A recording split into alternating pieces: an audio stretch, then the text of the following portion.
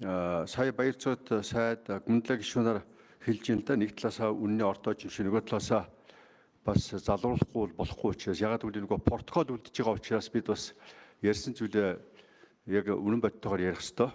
Тэр утгаараа бид нар энд суучгаад анхнаасаа энэ гэрээний эсрэг байсан худлаа шүү гэж хэлж байгааг бол би зөвшөөрөхгүй. Яг бол би ерөнхийлөгчийн хувьд тэр үед бол энэ эсрэг байсан.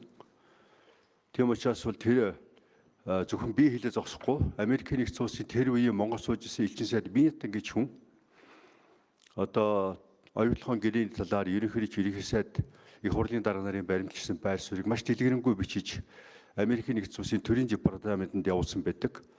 Тэрийг бол нууцын зэрэгэлдээ захидлаа байсан. Тэрийг Assange-ийн WikiLeaks гэдэг сайт задлаад тэгээд аз болж харин Бинтон элчин сайдын явуулсан захидал ил болсон байгаа. Тэрэн дээр маш тодорхой бичсэн байгаа. Энэ Монгол улсын ерөнхийлөгчийн хоёр одоо товчхон хэлэх юм бол ерөнхийлөгчийн хоёр л энэ гэрийг эсэргүүцээд байна. Бусдууд нь бол дэмжиж байна гэж.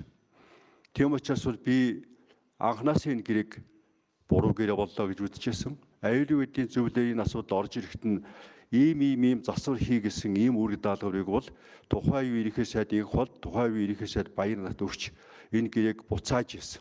Гэрээний төслийг тэрийг бүгдээрээ мэдж байгаа. Тийм учраас бол би одоо өнөөдөр энэ гэрээ буруу болсон гэдгийг мэдж байгаа юм шигээр ярьж байгаа ерөөсөө зүйл биш. Харин би баярлж байгаа яг бол 2009 онд 8 онд энийг ярьж байхад олон хүн итгэхгүй байсан. Нэг л мундаг гадаадын хөрөнгө оруулалтыг татгах байгаа юм шигээр ойлгоод байсан. Харамсалтай нь 2008 оны дэлхийн эдийн засгийн хямрал бас Монгол нөлөөлсөн. Тэрийг одоо оюутлахын гэрэл байгуулж иж аварна гэсэн юм одоо худлаа домог үүсгэжсэн. Тэр бүхнийг би дор нь яцааж, ярьж, хэлж, тайлбарлаж буцааж ирсэн. Тэгээ 2009 оны сонгуулиар намайг Манан гэдэг байгууллага хувилдаж унгаагаад элбэг төржиж хүнийг ерөнхийлөгчөөр сонгоод тэгээд энэ гэрээ гэрлийн хурдаар явсан. Сонгуул дуусмагт 7 сарын наадмын өмнө батлах гэж оролдсон.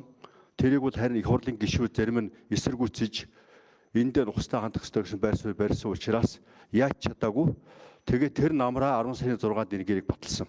Энэ бол түүхэн үнэн болсон процесс энэ. Энийг би бас протокол бишүүлэх зүйтэй гэж үзэж байна. За өнөөдөр ганц хоёр хүн лөө дайраад нэмэргүй дээ. Баярцаг сайд ч гэдэг юм уу, одоо Нямдар сайд ч юм уу. Эдгээр бол даалгавар л биелүүлж исэн. Энэ хэний даалгавар? Элбэгдэрч баяр нарын даалгавар. Тэр үеийн засгийн газрын тэргүүн баяр ерөнхийдөө элбэгдэрч нар л та нарын энийг хийгсэн үүрэг чиглэлээ өгөөд л эдээ энийг биелүүлж явсан улсууд. Өнөөдөр харамсалтай нь элбэгдэрч баяр хоёр хоёулаа байхгүй байгаа учраас тэдний өмнөөс нүүр нь улаагаа сууж байгаа улсууд эдэр. Уг нь гол энэ асуудлыг ингэж бодлуулсан ийм ухаа гэрээ хийсэн хүн бол элбэгдэрч баяр нар.